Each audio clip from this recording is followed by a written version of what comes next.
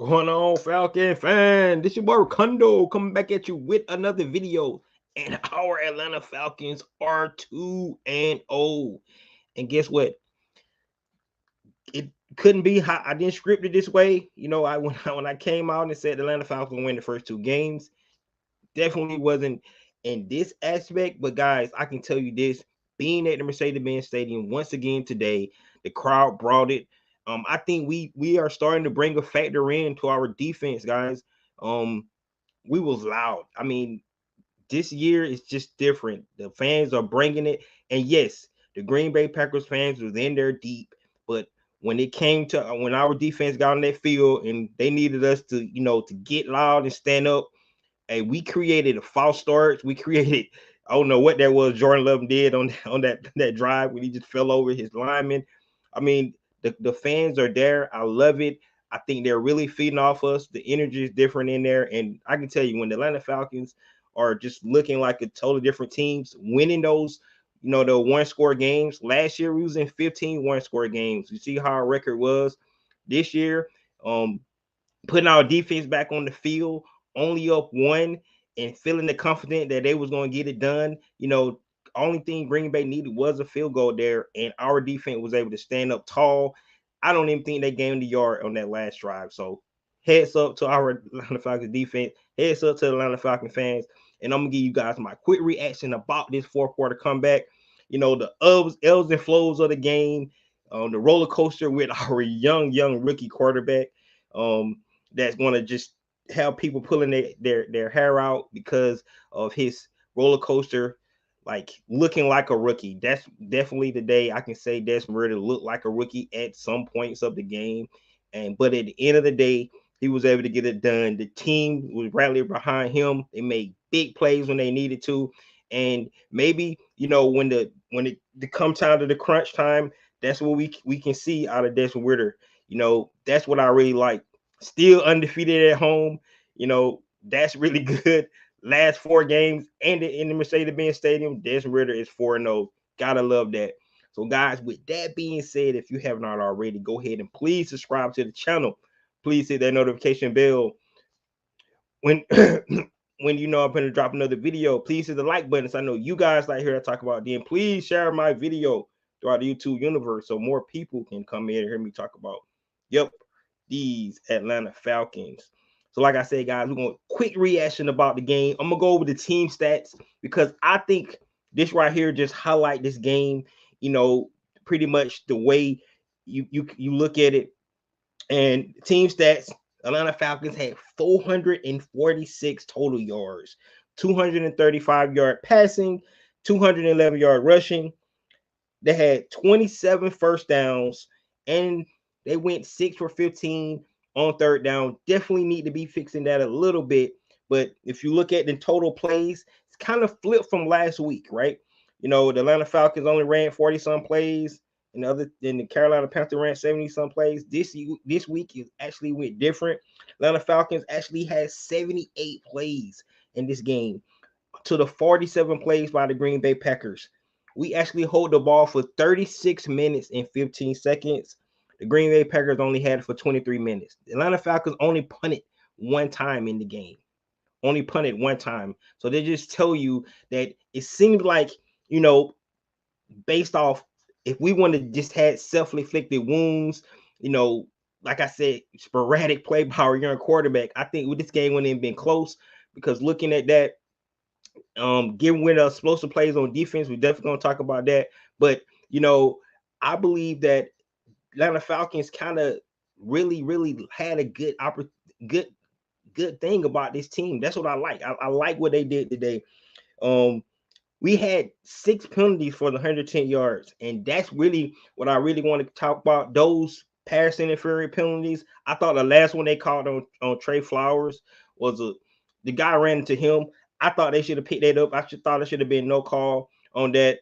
Of course, the first one of the game, the flea flicker with AJ Twirl. I don't blame him on that play. I probably would have did the same thing because instead of giving up a touchdown, you grab the guy. So I understand that. We actually lost a turnover battle. Of course, Desmond Ridder did have his first pick of his NFL career. So those kind of things you look at. Um, the Green Bay Packers only had 84 yards rushing. That's the formula that we want to see from our Atlanta Falcons defense. Only 140-yard passing, right? And they was 3 for 9 on third down. So if you look at that in total, now we're going to talk about some positive and negatives of the game, but that's the team stats, in a whole, and we'll talk about individual guys and things like that. But guys, that's to me, that was a really, really complete game from our Atlanta Falcons. Not pretty, not saying that they went out and did everything that they need to do, from offense and defense standpoint, especially from special teams. Way Cool missing the extra point to go into the half, being down 1 point, right? It seems like we just did not have that momentum in that first half that we needed. And then going into that third quarter, it seemed like they kind of grasped it back and they took over up by 12 going into the fourth quarter. But our fourth quarter is where the Atlanta Falcons shine the best from an offensive and defensive standpoint, and we'll definitely talk about that. So talk about let's go ahead and get into our young quarterback, Desmond Ridder. I can tell you today, I was frustrated and definitely in the first half with Desmond Ridder. I feel like he put the ball in harm's way a couple of times. Of course, the defense did not come down with it. But he just looked like he was not settled in, like he was kind of unsure what the Green Bay Packers defense was doing to him. I don't know what kind of adjustment they made, but I felt like in the second half he kind of settled down. It's kind of what we starting to see from Desmond Ridder. We go in these games, he started to get a little in rhythm, start to calm down a little bit, and start to play better. That's what I'm starting to see from Desmond Ridder. But that first half, he definitely like a guy that haven't played only but 6 games in NFL, right? And I start to wonder, is it this moment too big for him at some point in that game? But he definitely was able to turn it around. But Desmond Ridder went 19 for 32, 237 yards, which is solid. One TD, of course, one interception. On the interception, I didn't realize he did get hit on that. So that's could be the reason why it just looked like, he just a flirt ball. Actually, like who was he throwing it to? But I didn't realize he got hit by Clark on that play. But overall, I thought Desmond Ridder was really, really solid. He utilized his legs like we wanted him to do, utilize his athletic ability. I thought on some of his plays where he could have utilized his leg, he tried to make some kind of crazy throw and get the ball to receivers instead of using his athletic ability just to pick up some yards on some of those downs. So that's what I really felt like from Desmond Ridder. But overall, guys, he really delivered in that fourth quarter. 13 unanswered points in that third quarter. We was down by 12. Put up that touchdown, those 2 field goals was really, really huge for us. And that's really the name of the game, being able to get it done in the fourth quarter. So hats off to Desmond Ridder, because I can be honest with you, if we would have lost that game, I was gonna come out here and I was gonna get him. I really was. I was really gonna come out here and say Desmond Ridder did not live up to it, our expectations. Couldn't complete this, couldn't complete that, all these things. But at the end of the day, he was able to deliver in the clutch, and that's what you want to see by quarterbacks. Fourth quarter comebacks. That's what you love to see, right? From your quarterbacks. No matter how you play, if you can get it done at the end, drive down the field and get that win, that's what I'm talking about. Like EQ said, 2 drops was lucky. That's right. 2 drops. One to Alexander, I think one to Quay Walker, right in their hands. Everybody's like, what the hell are you throwing it to? But, at the end of the day, sometimes that happens. Like I said, you can tell he's still young, guys. Let's keep it real. Just his 6th start of the season. Definitely got to get better. Definitely go back and learn film and be able to see different defenses, right? This probably the 6th defense he don't seen. You know what I'm saying? He's seen the Ravens last year, the Aints last year, the Cardinals and the Bucks, right? Those are only teams he's seen. He's seen the Panthers this year, and now he's seen the Green Bay Packers. All different defenses. Got to figure out how they want to play you. The Green Bay has a really good, solid defense, and I think for the most part they were kind of confusing Desmond a little bit on that back end, and that's how he was getting himself in trouble. But at the end of the day, I believe Desmond Ridder played well enough to make sure that these Atlanta Falcons got the win. So that's really what I love to see about Desmond Ritter. Now let's get to the man that we picked number 8 overall. And I think today kind of showed you how dangerous a guy like Bijan Robinson can be. All right. I could count a numbers of times that, a normal running back probably would have got tackled for a loss or a short game. But Bijan Robinson showed the things that he's able to do. That fourth down play that Arthur Smith called, which was really a gamble because he could have kicked the field goal there, but he actually went for it on 4th and 1. And Bijan made that play. He made that play on himself because of his ability to make people miss in the hole, man. They had him dead to rights, and he made a couple of guys miss, and he actually picked up more than the 3-yard depths we needed. But today, Bijan Robinson, 19 carries for 124 yards and 4 receptions for 48 yards. He was just really dynamic. And as the season go on, people gonna start keying on him, and hopefully they open up for other guys because still today, Kyle Pitts did not get going like we definitely wanted him to go. Only 2 receptions for 15 yards.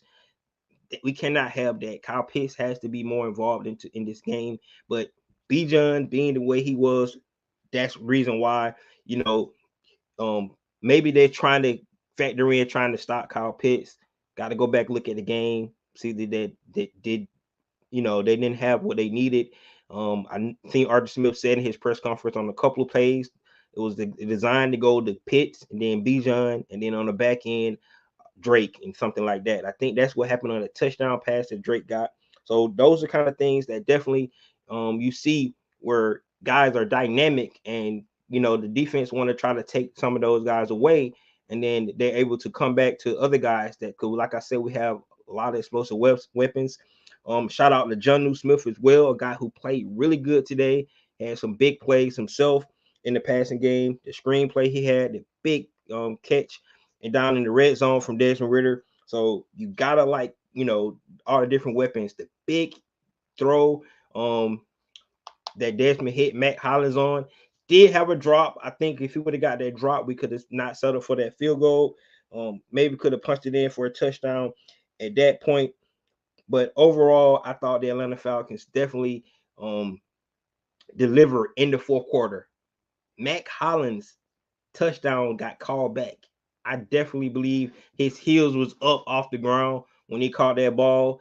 I felt like we got cheated on that. However, no spoiled milk. It's over. We don't have to worry about it no more. But I definitely feel like that was a touchdown by Matt Hollins on that play. Definitely, if you go back and look, they caught it on the field. Can't really tell. Did his feet touch it? And I don't think he did. I think he had his heels up, and you could see the space between his heels and his toes. And it seems like his heels were still off the ground. So I believe that was a touchdown. However, they overturned it. Don't know what they were saying on TV because I was at the game. But at the end of the day, it didn't cost us. And I know that the crowd kind of got deflated at that point because we had to settle for a field goal there. But at the end of the day, the Falcons get the win. We had a showing for Drake London finally. Big touchdown catch he had. Big catch and throw by him and Desmond Ritter in the fourth quarter. Perfect pass, right on spot, right when Drake was coming out his catch. They had Jair Alexander on him all day long, and Drake, with the big body, was able to take advantage of that. So you gotta like what you've seen from Drake London today. Once again, Kyle Pitts got to get more involved. Somehow they just got to figure out how to get him in. I just think he's too explosive a weapon not to have him in the game, and it could be because of the slow starts. We know for a fact that Arthur Smith tried his darnest to actually get Kyle involved today. It just did not happen. I think he had about 6 or 7 or 8 targets today. Just not Kyle day to day, but we got to be able to get Kyle Pitts involved. Just the second game of the season, so we want to see these guys start to eventually start to get better and better, gain more chemistry together, and hopefully we can start seeing Kyle Pitts get involved in the game. So, guys, that's the offensive side of the ball. Like I said, I really like what I seen from the offense, um, especially in that fourth quarter. The biggest thing, we definitely got to start putting touchdowns on the board. I think we had 2 touchdowns a day and 4 field goals was enough to get the win. But you, like I said, if you factor in the time possessions, how many fewer times that the Green Bay Packers had the ball themselves, it was enough today, right? But when we get in the red zone, we got to start punching it in. That 6 play red zone trip that we had where Desmond Ritter, I have no idea what he was doing in the first quarter. We ended up having a field goal there. We got a pass interference in there. Then we was first and goal at the 1 yard line, and we couldn't punch it in. We had to end up with a field goal there. That was, I think, was like kind of a backbreaker for the Atlanta Falcons to start, because I think we would have went up 7-0 there. And then we don't know how that would have transpired. However, like I said, at this point, doesn't matter. We got the win. We was able to rally back in that fourth quarter, being down 12 points, to come in and take that lead. So at the end of the day, the biggest thing you can do about when you get wins, right? When you're able to get wins in NFL, you can learn from those wins. And when you learn from those wins, that's the best way to do it, right? Because this really sucks. You come in and you have to look at film after you got a loss, and you got to try to fix all the things, and you have that bad taste in your mouth. But it's so sweet to come in and look at the bad plays after you have got a win, right? That's what I like to see. That's really what I like to see. So that's from an offensive standpoint. Not going to hop on it too much more, but in my opinion, that fourth quarter was the biggest thing that we definitely see. Bijan is the guy. Desmond still, got to prove himself, even though he's actually 4-0 at home so far as a starter in the NFL. So you got to love that. Now, let's talk about our defensive side of the ball.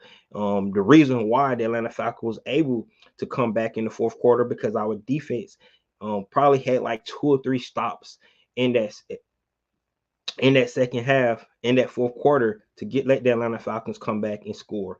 So, like I said, it's always about complementary football. That's one of the things that you definitely gotta see. Like I said, holding those guys to 84 yards rushing. Yes, Aaron Jones did not play. Their number one receiver did not play. But yes, that's why we had to take advantage of games like this when they missed some key guys. So you gotta love that. But only giving them 84 yards rushing a day was really huge for the Atlanta Falcons going forward. And you think about it, part of the 84-yard with that long scramble by Jordan Love on the sideline. Calais Campbell had the angle, took a bad angle and was not able to catch him. But I think that was one of the big runs to help them equate to that 84 yards on the ground today. So tip head out to that defense. Only one issue I had today is the way Trey Flowers was getting picked on. We cannot have that. The Atlanta Falcons want to play man to man. They kept motioning their guy, getting it, creating that trail for man to man with Trey Flowers, and he just could not pick it up. It seemed like they was trying to find Trey Flowers, like they were trying to pick on Trey Flowers. We talked about this last week. I think Trey Flowers is better playing bigger guys, like big tight ends and things in the middle of the field. Having him out on the island by himself playing man to man is not something that he's really, really good at. So, in my opinion, can't wait to Jeff Okudah to get back. Maybe they might want to try to put Mike Hughes in and see if he able to fare better there playing that man to man corner. But of course, Trey Flowers had a pass interference. One I think that probably should have called back, but really that's what got the Green Bay Packers in these scoring drives. Those pass interference, the big play that Trey Flowers missed the tackle on for that, I think, their last touchdown by the Green Bay Packers. Jordan Love threw 3 touchdowns today, but we'll take the W. We'll take the 140-yard passing. We'll take the 84 yards rushing, and we'll, send them home packing with a 1-point loss. So from a defensive standpoint, I really like the way they're trying to keep their, that front four fresh by rotating the guys. You kind of see the lows though when those guys go out. It seems like the run game picks up a little bit more. So it's something that they need to work on, definitely being able to, when they do that rotation with their front four, that it's not a let up, right? We don't want. I understand keeping our guys fresh, but when you take those guys out and they start able to gain traction in the run game, that's not what we want to see. So definitely something that the Atlanta Falcons definitely need to be working on, especially when they start to continue doing these rotations throughout the season. However, I do realize that when it comes down to the crunch time, big plays, our guys are in there, so that's good. Kate Ellis got his first sack today. That's awesome to see as well. I thought all our guys were real stout. Nate Landman got his first start today, filling in for Troy Anderson. And, you really didn't tell that it was an issue today, him playing that linebacker position. Now, I want to put one caveat on the way our defense played today. Is the fact that Jordan Love, this is probably just his third start in NFL as a starter. Yes, he's been in the league for years, but this is one of the reasons why I picked the Atlanta Falcons to win this game today, because of, the newness of a guy like Jordan Love. Yes, he has been in the league a while, but he still haven't seen, in the mix and, in the pressure points of the game, moments in the game. Yes, he had it real easy last week playing the Chicago Bears, but when you put him up against, a team with some veteran savvy guys, good defense, he get rattled. It's just like the play when he was trying to do the quarterback sneak and he fell over his offensive lineman. Things like that.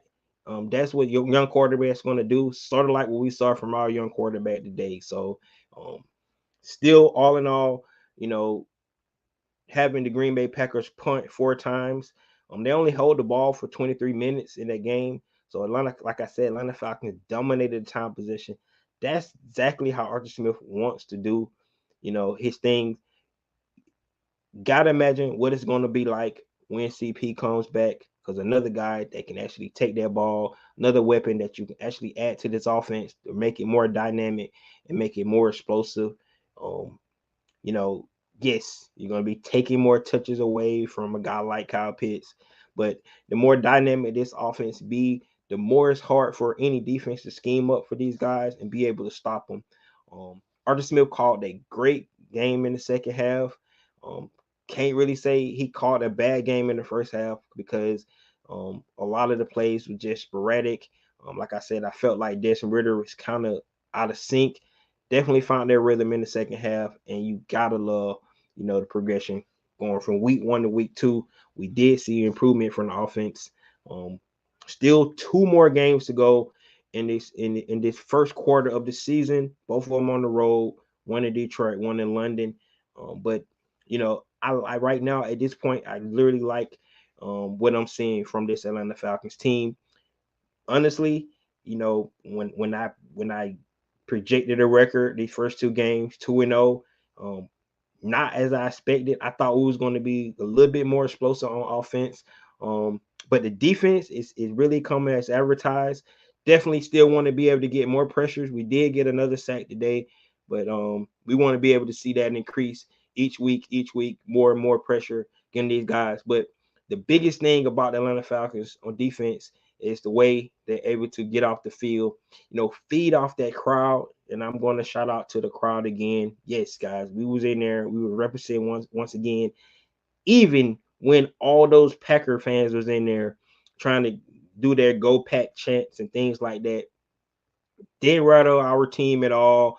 Our offense delivered when it needed to, but on when it came down to our defense out there, we was loud. We represented, and I'm gonna tip my hat off to all the other Atlanta Falcon fans that was in the Mercedes-Benz stadiums today. So, shout out to you guys. But guys, all in all, overall, I really like that the Falcons are 2-0.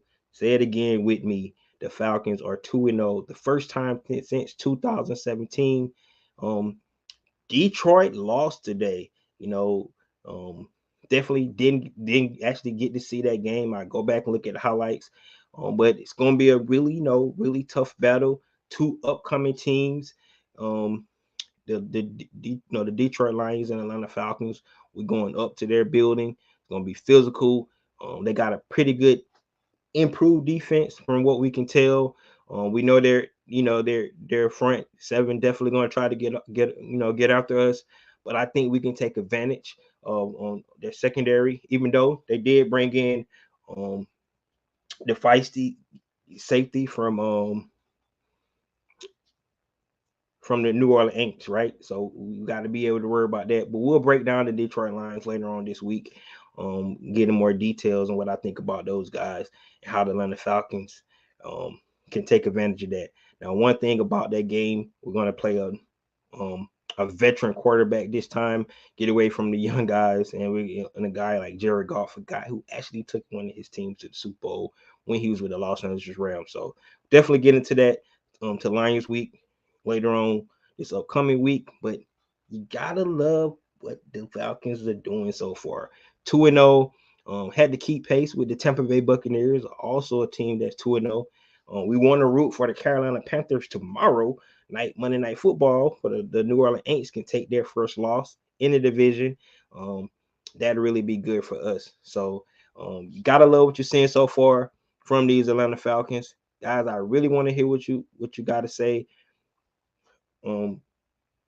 Be back tomorrow to break it down just a little bit more. Talk about Victory Monday, right? Break down what after I go back and watch the game, what I did and what I did not see. When it's there live, because sometimes don't know what you really saw. Like I didn't realize that Desmond Ridder got hit on the interception. I thought he just threw the ball up for grabs, but he actually got hit on the interception by Clark. So that's things like that. What did he see in the red zone when we had 6 plays to get in? Why we couldn't punch it in there? Was it the play calling? Was it Desmond Ridder? All things like that. We definitely got to go back and look at that. But how can they fix, Trey Flowers in that man-to-man coverage? How can they might scheme up something different? Definitely don't think he needs to be playing man-to-man coverage there. So, but at the end of the day, guys, the Atlanta Falcons are 2-0. Yes, the Atlanta Falcons 2-0, and we can just do like this, right? Because we coming. That's I'm taking a line from Coach Prime out there in Colorado. We coming, and we ain't stopping. So, guys, that's all I have today. Love to hear your thoughts. Let me know what you think about the win that Atlanta Falcons got, that fourth quarter comeback with our our up and down young quarterback that we got in Desmond Ridder coming back with the fourth quarter win.